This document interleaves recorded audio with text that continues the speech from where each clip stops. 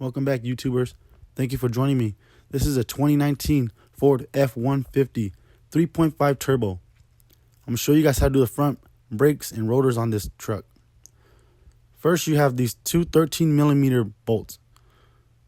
Once you loosen them, take them off, your caliper should slide off. Set it to the side. Then your brake pads themselves come out just like that. I'm sorry, guys, doing this with one hand.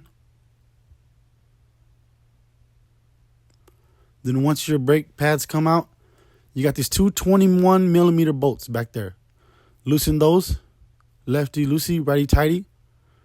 Take them off. Remove your brake bracket. Your rotor should just slide off. Easy.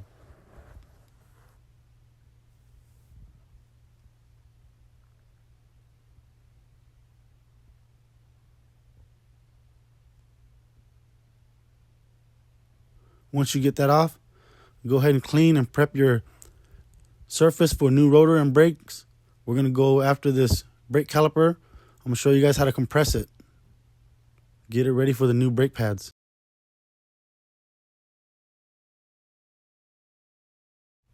So I have my brake caliper tool on here. This is the Dual-Piston caliper. You need this special tool. Doesn't have to be this brand. I just got this off of Amazon. But what I like to do is I like to use one of the old pads as a shim. It helps compress the pistons together. Once you compress it down, once it bottoms out, you can put your caliper back on, tighten up the two 13mm bolts, you'll be ready to go. Thank you. Like, comment, share, and subscribe.